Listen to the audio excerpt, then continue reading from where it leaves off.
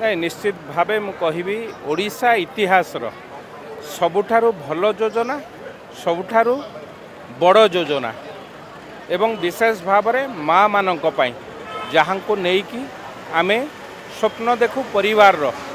जहाँ को नेकी आमे स्वप्न देखु परिवार आगु को चलिबार जहाँ को नहीं सुभद्रा नाम रे एक योजना प्रभु जगन्नाथ भौणी तांको नारे जेतेबेले नामित होईची तेणु ए योजना किभली भावे घरे घरे पहुँचेब एवं माँ माने सशक्तिकरण हेबे माँ माने रोजगार क्षम हेले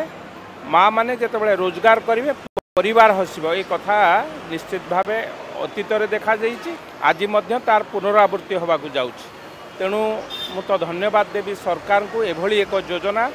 तैयारी करिसंती सबु माँ माने रोजगार क्षम हो पारिबे माँ माने रोजगार करी इभली भावे परिवार को हसेबे सेथिपई ये योजना ता जदिबा प्रथम वर्षर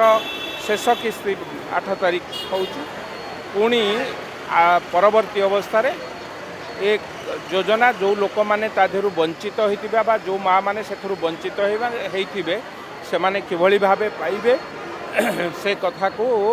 सरकार दृष्टि दौचंती एवं माँ मानक पई ये योजना निश्चित भावे